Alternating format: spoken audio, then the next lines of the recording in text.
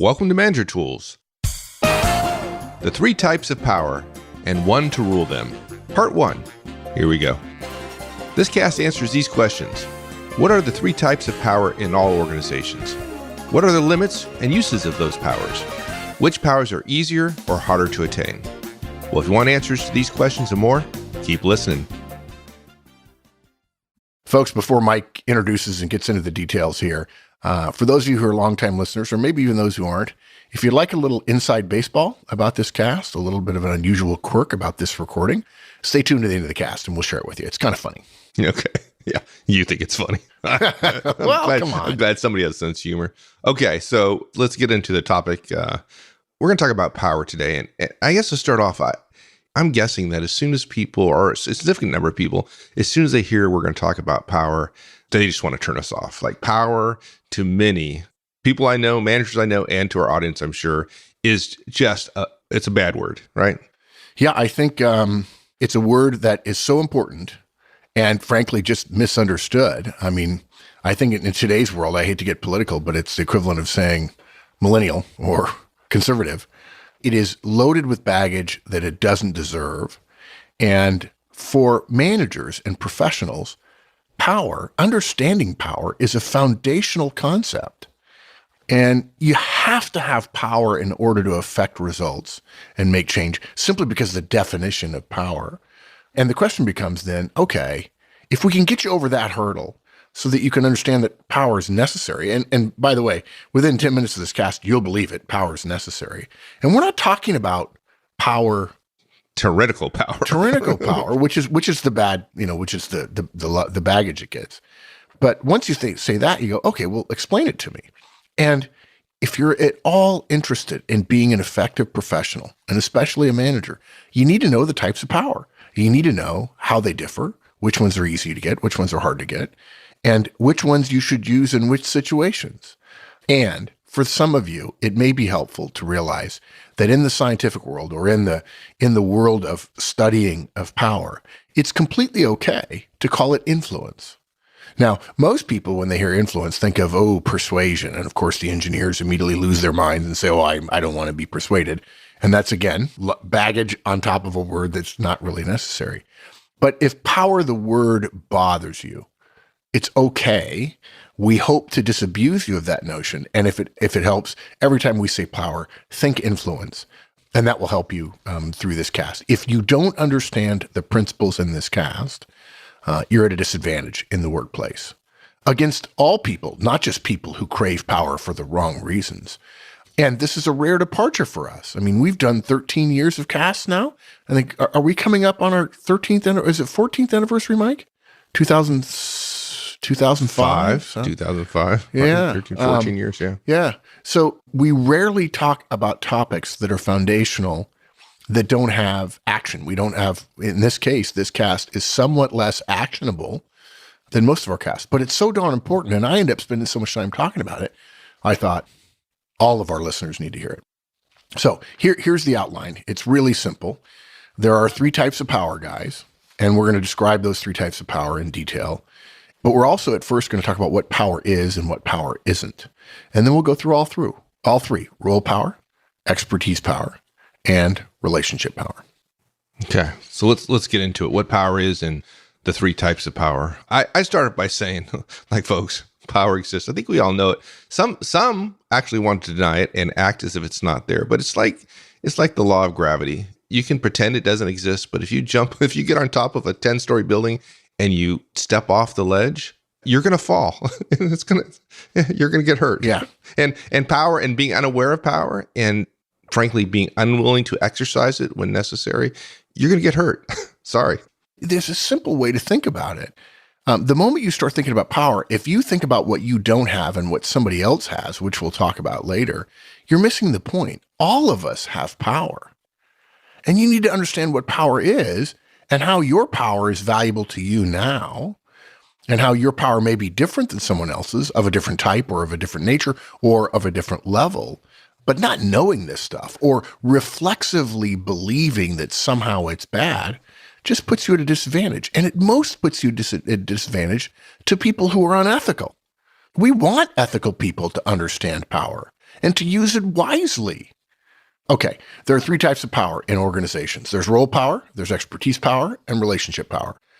Now look, guys, you might think, well, how do you know that there's three? Well, do some research and you'll discover there's three. But if you go online, and of course, if it's on the web, it's true, you can find citations for categorizations of power that list 5 types of power and even 6 types of power.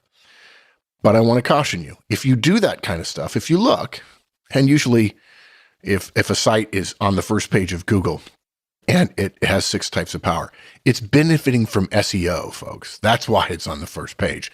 It's because a lot of people look at it. It doesn't mean it's right. But if you start studying the 5 and 6 and 7 types of power and so on, people attempting to reinvent the wheel basically about power in organizations, you'll realize that if you look closely at the different types they're mentioning, they all basically reduce to these 3: role, expertise, and relationship power. An example of that is when sources do cite more than 3 types of power, they usually mention coercive power separately. Okay, now for the record, we're talking about power in organizations here. So we're not talking about a police officer's ability to coerce you because you did something wrong and he or she can put you in handcuffs. That's not organizational power, okay?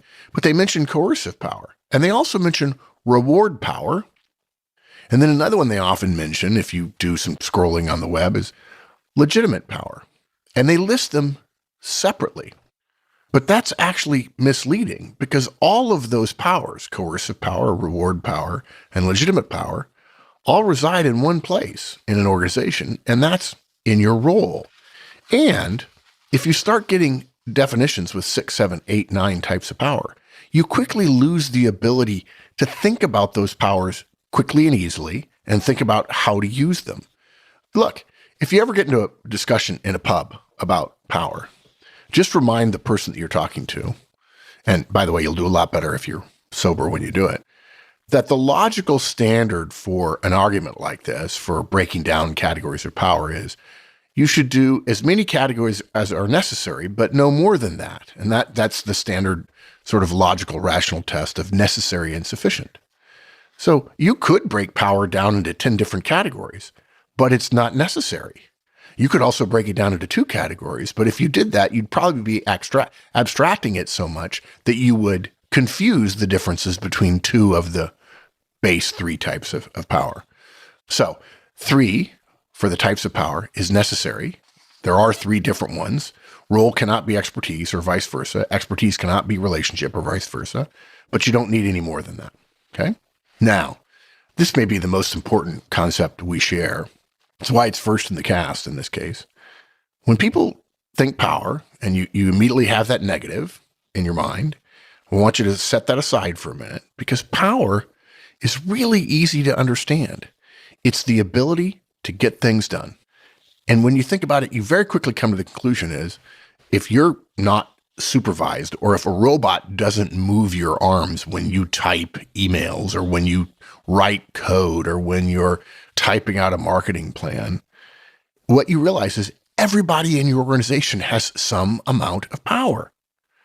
Even if you're an individual contributor and nobody reports to you, which classically role power tends to be what people think about when they're thinking about power. But even if you don't have anybody report to you and you're brand new, so you don't know anybody, and because you don't have any special skills, you don't have any relative expertise power, you still have some ability to get your own work done.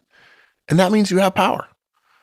Now, look, if you need more convincing than that, I happen to like logical arguments, and I happen to also like to understand where stuff comes from. The word power derives from Middle English and from a word that's power, P-O-E-I-R, which is a derivation from Latin of the word posse, which means to be able. Power is the ability to get things done and nothing more. You have the ability in your organization to get some things done. No, you probably can't set strategy unless you're the CEO or on the board or the SVP of strategy, okay? But just because you can't do that doesn't mean you have the power you have. And what too many people do is say, well, I have power of a level 10 She has power of level 30. Therefore, she has power and I don't. But this is not a zero-sum game. It's not a question of either or. You have power and other people have power. Some people have more role power than you, but less expertise and relationship power. Some people have no role power and have massive expertise power. So, power is the ability to get things done. And you need to understand where your ability to get things done comes from. So look, think of it this way, a sort of a thought experience to illuminate what power really is and how, in my estimation, over the last 20 years, learning about it and listening to people talk about it and complain about it and deride it and so on, how different power is from what people think and say and feel. Perhaps feel is the best word there, what they say it is. Consider two brand new individual contributor employees in an organization. They don't have any friends, and they have relatively equal expertise. Which has more power? Most folks I know probably say neither. Neither, all things being equal, which of course they never are. That's what we used to think. Mike and I used to think that. But guys, it's way more subtle than that. Even if they both do an equal amount of work, one might still have more power than the other one, and in fact might even have a lot more because of the type of work he or she does. Or, more precisely, the greater value of the work they do will give them more power, because if you get paid more, you are considered more valuable, because that's how organizations value things, through the internal economy of pay and compensation. That's right. Makes it pretty easy to figure out whose work is more valuable. Exactly. You might say that they do the same amount of work, but it's possible that somebody's doing work that doesn't matter, and so that's not useful work, or they're not getting anything done relative to the mission of the organization. That's one of the reasons that power is misunderstood, because within the organization, getting things done that doesn't help the organization isn't power. So again, the way you know the value of people's work is by the proxy that we all know, but we forget all the time, which is compensation. Compensation is the way organizations put a value on work. Somebody who gets paid more than somebody else does in fact have more power in the eyes of the organization, because, again, they can get more done of value, assuming the organization knows what its mission is and understands what is valuable and what isn't in terms of that mission. Organizations don't get to be big and successful without knowing that, or at least without getting a good sense of that, even if they don't get it right all the time, because they can get more done of value for the organization. Simple as that. Now, a problem some people have with power in general is the mistaken idea that power corrupts, that power is in fact corrupt. That the word itself implies negativity, corruption, and so on. But guys, power isn't corrupt unless you're willing to say that if you're an individual contributor in a company and they give you some tasks to do in a day and you accomplish those tasks, which proves you got your work done, and that meant you had power in that situation, then that would mean you're corrupt. But I can't imagine, if you've been asked to do a good thing for a good organization by a good boss for a good reason, for a company that's ethical and reasonable and so on, I can't think that you doing your work makes you corrupt. So power is not corrupt. In fact, in some cases, power isn't corrupt even when it's coercive, because there are larger forces at work. Power is just the ability to get things done. Everybody has some power. Some people have more power. Now, when you say power corrupts, and of course, absolute power corrupts absolutely, it's not really true. Many people have a great deal of power and are not corrupted by it. They consider it a responsibility to use the power wisely and to serve. But you know what? We don't read stories about them because they don't go to jail, because they don't do unethical acts. And as the saying goes, the newspapers aren't printing stories of all the planes who landed at the airport safely and on time. So we hear stories about people in power doing corrupt things, but that's a reflection of the person and not of the power. The vast majority of senior executives in large organizations and even small organizations are good people doing their best with the best of intentions. Now, in a complex world, Guess what? You do the right thing as you believe it for the right reason. You never know really what the right thing is in terms of choosing your product mix or which country to open up a new division in or how to invest the capital that you have. You don't know what's right and wrong. You're making some sort of judgment call. But these are good people making good choices as best they can understand it. Almost impossible to predict the future with any regularity. And something goes wrong. But that happens to good people. We don't write stories about that. We write stories about failure, but the stories we write about when we talk about people with power is people who were corrupt at some level internally. Power itself, the ability to get work done, is an ethically neutral idea. And again, I'll say this. I mentioned about people with two different amounts of power. Usually, folks, if you listen closely to discussions about power, comments about power aren't actually about the power itself. They're about the relative amounts of power between two people from the standpoint of the person with less power. And because that makes us fearful and at risk to a person with more power than us, we tend to say things that knock them down to our level. Well, he has more power than me, but he does this and that, so I don't respect or admire him.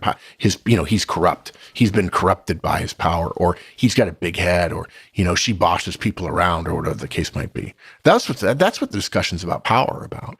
Because, of course, again, the stories that get told are the stories that are dramatic, which usually involves comedy or tragedy. Yeah, it's interesting. Yeah, a lot of people are uncomfortable about power. I hear all the time, somebody tells me, well, I don't want power. I just want influence. Sounds great. Yeah, we talked about that a little bit at the beginning of the show. It sounds nice. It sounds humanistic. But really, guys, it is a distinction without a difference. It's an attempt somehow to imply that power is bad, but influence is somehow good. And in a way, we talked about baggage earlier, it's like most people's response to the word feedback. If I say feedback and I could wire people's brains up to see whether or not they smiled or frowned in their brain, the vast majority would frown. But in fact, feedback as a concept is neither good nor bad. It's not smiley or frowny, either one. It's not really either or. It's both. It's all.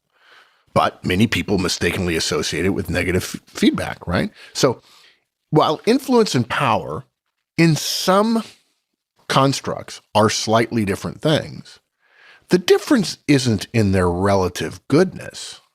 The difference is that influence is usually about how one affects another, how I influence someone, and quite often through examples or through speech verbally. Whereas power, when we talk about power, it includes not only how one affects others, but also how one affects, inspires, or controls oneself. Because if we all have some power, even if it's only over our own selves and our own work, we have the ability to use that power or not. We have ability to engage in work that's useful or not. A person who is in the same role as me and doesn't do any work has not used their power. In some way, you could actually say they had a little bit of role power to have some autonomy to do their own work, but they didn't use it. Well, does a person who has power but doesn't use it, do they actually have power? Well, according to some constructs about studying power, they don't. Power only exists when you use it. So, all that said, if it helps you gain more influence in your organization, to think of it as influence and not as power, that's great. Now, if you run across somebody like me in your organization, they'll say, yeah, you're using that word wrong, but that's not that big a deal. And I'm being a little bit of a vocabulary snob there. But look, whether you have power or influence, if you wield your power or your influence well and faithfully for the benefit of the organization and not for yourself, that's a good thing, whether you call it power or influence. If I have power, role power, expertise power, relationship power, it doesn't matter. You don't like me thinking that I have power, but I use my power for good, for the organization, with an ethical underpinning that says, I don't want to hurt other people. I want to respect other people. I want to serve society through how my organization serves society through its mission and so on. I'm using power and I'm achieving a good thing. You can't just call that influence just because you want it. Well, you can call it influence, but don't expect me to call it influence because I see it as power.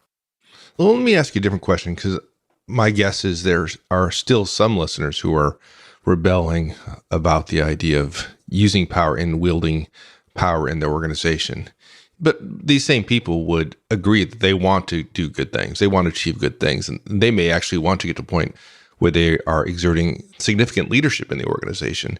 Is it possible, or maybe that's not the right question. I guess maybe the question is it likely? Is it likely that somebody is going to be able to get a lot of good done in an organization without understanding power and having a willingness to exercise it? Boy, it's a tough question because it depends on how you define recognize. But I will say this. It's possible to be able to use power without thinking about the power.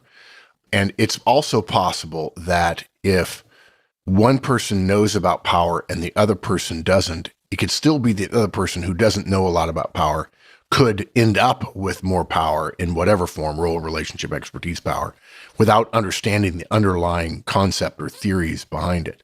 But I think the better test is, all things being equal, if we have two people who are relatively equally matched in a relatively equal role with the ability to develop relationships and with the ability to learn and potentially gain expertise, what is the likelihood that someone who doesn't understand power will in the long run outperform, meaning deliver more results of value to the organization? Could they outperform, how likely is it that they could outperform somebody who knows about power? And the answer is, it's very unlikely. Now, if you're particularly gifted, if you're particularly smart, great. Hey, Mike, it's like when we, at our conferences, we say, look, the underlying manager tools come from science that we didn't even invent, which says the four most important behaviors a manager can engage in are getting to know his or her people, talking about performance, asking for more, and push work down. Now, by the way, guys, there's actual scientific phrases for those, but those are the words we use to describe the four behaviors. And you'll notice that we don't actually teach getting to know your people. We teach one-on-ones, which, to use a word in fun, is the most powerful way we know how to get to know your people. And we teach a model for feedback to help you talk to your people about performance. The point of that is that you can, in fact, get to know your people without using one-on-ones. And in fact, you could become a great manager and leader without knowing our tools, and maybe even without knowing the underlying principles. There are a lot of people who have been successful before they learned about our tools, and then still said after they learned about our tools, they became even more successful. But the point of all that is that you'd have to be very successful. You'd have to be very, very good, notably better, probably 2-3 standard deviations better than the average person in your organization to outperform them if in fact they know about these tools, these concepts, or the idea of power. So that's why we say at conferences, look, we don't mean to insult your intelligence, and we're not saying that you can't get ahead without one-on-ones, feedback, coaching, and delegation. And there are some cases, they're edge cases, they're fairly small, of people who are able to do that. And that's why we say, look, if you're a billionaire or if you're as smart as Bill Gates, you don't need our tools. But most people who are listening and most people at our conferences aren't billionaires. And most people listening would have to admit that Bill Gates is not an evil person, exactly. right? I mean, he's doing a lot of good in the world, and he's very powerful, by the way. I could easily see him on a table of 10 people. If I got to have dinner with 10 people, I'd love to sit down with him for an hour and just ask some questions and let him tolerate my stupid questions, just so I could glean a little bit of better understanding of the world and how he sees it. And I really admire what he did. I was talking to a young person the other day who was thinking about a career in sort of corporate professional relations. And they were thinking, Google and Facebook and so on. I said, don't discount Microsoft. I mean, this is a company with a long history. It may not be cool, but I can assure you that they're a good company. I know lots of people at Microsoft. It's well managed. Not as popular right now as Apple or Facebook or Google, but popularity isn't everything. The point I'm making is it possible that somebody doesn't know these things and can do well? Sure. But that's not the question, right? The question is, if you know them, if you understand these principles, will you, all things being equal, do better than somebody who doesn't? And the answer is yes, you will. You have our word on that. The difference is it's almost not fair, right? I mean, it's that big of a difference. Yeah, I also think that if you think that power is somehow bad and you don't ever educate yourself, you're carrying around a preconceived notion, a misconception, and then you choose not to use powers that are available to you, because you don't think power is good, when in fact power is ethically neutral. It is the ethics of the person that makes the use of the power bad. And if you're a good person and you don't know the powers that are available to you and how to make them better, again, the people who are benefiting are the people who are going to get corrupted by the power. We need more good people to understand these things so that more good power, more ethical power can be brought to bear. That's the whole point of this show. And so again, I just want to say it again. And by the way, those of you who are really technical, who remember your engineering, remember your mechanical engineering or electrical engineering, surely you love our definition that power is the ability to get things done. Power is the ability to do work in science. That's Bingo. literally what it is. Well, because it's power is the ability to do work. Well, guess what? Guess what we go to work for? To do work. Why do you think there's a phrase horsepower, right? It's the ability to do work, to move something. That's what we do in organizations. We move things. We do work. Power exists all the time. Power is happening in a dance around us, all around us. If we could see into the ninth dimension, we'd see power playing out every day, all the time, in all kinds of forms, or at least 3 different kinds of forms. And that means, by understanding this, each of us can get more power at work simply by doing more work, whether your role or relationship, even your role power or your relationship power, is affected at all. Next week, this is obviously going to be a multi-parter. We're going to start talking about the forms. I totally want to keep talking about power. Just as a teaser, if, like many, when we first talk to folks about power, they understand power, they know what it is, they know that the types of power, but their first reaction is it's somehow fixed, or that I don't have power and it will take me a long time to get power. And if I get power, somebody else gets less power. Well, and that's not true either. But folks, both of those thoughts are wrong, and we'll share with you that with you starting next week. Yeah, so I good. can talk about this for hours, and guys, and we have. It's been nearly 14 years we're doing the show, and maybe less than 5, 6, maybe it's less than, I'll say single digits, have we had a cast that wasn't designed to be specifically actionable. We will be following up this series of casts on power with a whole bunch more about what it means. And if you go back, if you were to listen to these casts first, and then go back and listen to us talk about one-on-ones or feedback or the decision brief model or so on, you'll hear power woven through all that stuff. Role power, the big one, obviously relationship power, and even expertise power. You'll hear it, and it'll be funny. It'll be like the student is ready and the teacher has appeared. Okay, so that's it for our topic. You want to talk inside baseball? Yeah, I gotta share this. This is for our longtime listeners. I still travel a good bit, not merely as much as I used to. And I often get asked by people that I'm talking to about the podcast and so on. And this actually happened to me in a manner of speaking in outside of Baltimore this week. Somebody says, well, how do you record and how does it work? And many people are still surprised. If you're a longtime listener, this won't surprise you that right now I'm recording at my desk in my home in Pebble Beach in California, and Mike is recording at his desk at home as well. And we're on the phone using a Skype call, but the Skype call is only for us to talk to one another. This is actually a technique called double ending, and I'm recording using a microphone separate from my phone microphone.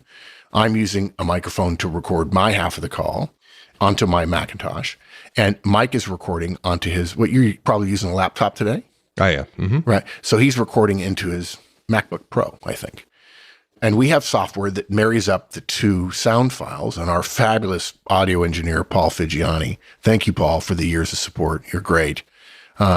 Actually marries those 2 files up and then has to do a little bit of massaging to them. But I often get asked, well, how long does it take you to record a cast? And I say, well, I'm going to give you a 2-part answer. And if you'll allow me to, I'm going to tell you my answer first before yours. Fortunately, you're not interviewing me, so I can do that. The first thing you need to know about our casts is they're always written before they're recorded. Mike and I have thought before that wouldn't it be great if I didn't have to spend 3 or 4 or even 5 hours or longer writing a podcast every week. My wife, Rhonda, often says, you have to write a term paper every week. Yeah, it's not the job most people would sign up for. Right. But all the casts are written. We are not reading the cast, but we have show notes in front of us that reads like a white paper. It doesn't read like most shows' show notes, which tend to be just highlights and timestamps to tell you where to go listen for that particular topic in the podcast. In other words, in most shows, the show notes are created after the show. Part of the reason that our shows, I think, stay fairly cogent, although every once in a while we do have tangents, and our core listeners say, Mark, don't ever get rid of your tangents. The reason why is because they're written in advance. If you're not a licensee, you've probably never seen our show notes. But for every one of our shows, if you're not a listener, you could become a licensee. And then you can download all the show notes for the shows and you could read them like a book. You never have to listen to us again. You never have to listen to me again. And I actually tell people in audiences, I say to them, hey, listen, look, if at the end of this session, you don't like me for whatever reason, we just clash, that happens.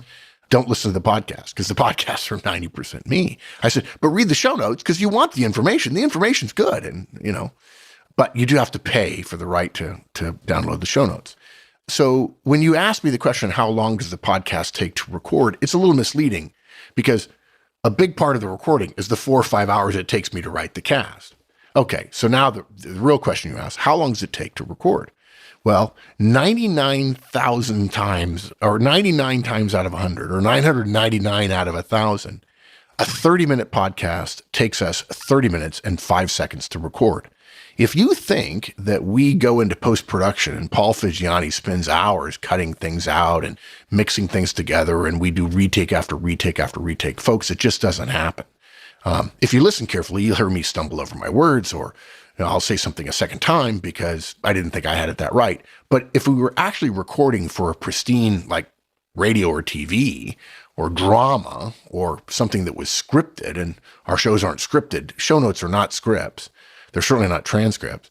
If it was scripted, we would have to redo it, but we don't do it. We just talk to one another. And we know that in your normal vernacular, normal communication with other people, you don't say perfect sentences and perfect paragraphs and perfect three-part harmony all the time. Yeah, there are absolute disadvantages because every once in a while I'll say something and I know the grammar's not right. And as soon as I say it, I go, oh, God. But hey, that's the way it is. But I'm pretty sure they don't write you, but they write me. So, you said Trump got elected with more votes than Hillary Clinton, and that's wrong, and you got to stop that propaganda. Did you say that? No, you never said that. I did say that. Oh, you did? I did say that. And I wrote to the person and said, well, actually, Trump, who got elected, got more electoral college votes, but that wasn't the point. The point was talking about politics in general anyway. But here's the end of the story. I'm sorry, it's too long-winded. What you don't know is this cast is a rare exception. This cast, which is roughly 30 minutes, took us roughly an hour to record. And the reason why, and Mike, I can't remember in the last 10 years that this has happened. I mean, I think it's happened once before where we had to re-record, but folks, we recorded this several days ago. And Mike checked his audio, and for some reason, we don't know why, his audio got corrupted. And of course, you can't just have the audio of just me. It needs to be a conversation. And so Mike texted me the other day and said, hey, we've got a problem with the file, done everything we could, can't do anything about it. And so we have to re-record. Now, usually we're recording sometime early in the week. Sometimes we're recording 1 or 2 or 3 weeks ahead. In this particular case, we recorded, I think, Mike, on Monday or Tuesday, maybe? Yeah, I think it's Monday. Yeah. No, Tuesday. And anyway, by Thursday, we found out. Unfortunately, I was on the road Thursday and Friday. I couldn't record yesterday morning. So we are now recording this very close to the time that we released the cast, at nearly 4:00 Eastern time on Sunday. And for those of you who don't know a little bit more inside baseball, we used to release casts on Monday. And a bunch of our listeners in India wrote to us and said, would you please start releasing casts on Sundays so that we can have them for our Monday morning commute? And so that's why India is the reason why we release our casts on Sunday. And this cast may actually come out a little bit later than they normally do because we still have post-production to do. And Paul Schweer, who works for us, and Paul Figiani, our audio engineer, both are going to have to scramble around because we had a corrupted file. So if it sounded like this was the first take of this cast, well, that just means we're really good at talking to one another about management because we can remember saying roughly the same things with different intonations and different sentences and so on about 5 days ago. Yeah. There's your Manager Tools podcast recording inside baseball. That's right. If you think I didn't say anything insightful today, it's because I said it earlier this week. And you got lucky last week. You got lucky a few days ago, but not today. Yeah. And if you can't have a sense of humor, right? And so Mike texted me, and so I said, okay, let's record. We'll do it again. And, stuff happens. The best laid plans of mice and men often go awry. All right. There you go, guys. Now you know it. Mike screwed up. Come on. Piece of software screwed up. All right. Thanks, partner. All right, my friend. Thanks. We'll see you soon. Thanks, everyone. That's it for this week. We'll continue with this series next week. In the meantime, have a great one. So long.